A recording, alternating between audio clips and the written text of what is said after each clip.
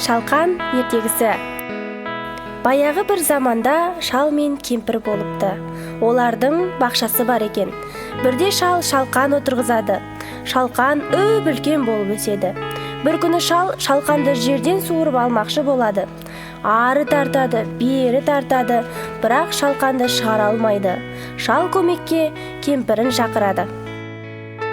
Кемпірім, маған шалқанды тартуға көмектесші. Жарайды, шал, қазір көмектесемін.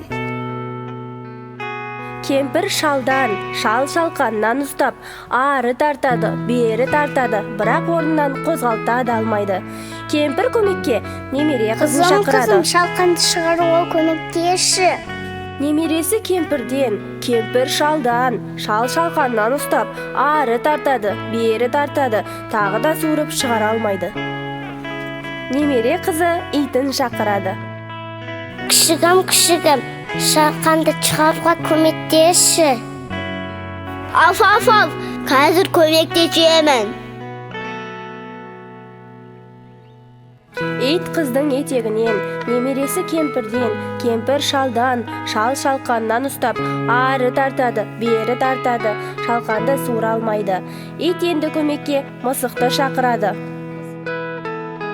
Мысығым, шалқан шығаруға көмектесші.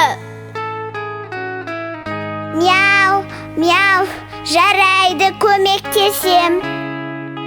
Мысық иттің құйрығынан, ит қыздың етегінен, немересі кемпірден, кемпір шалдан, шал шалқаннан ұстап, ары жұлқиды, бері жұлқиды, шалқан шықпайды. Мысық болса тышқанды шақырады.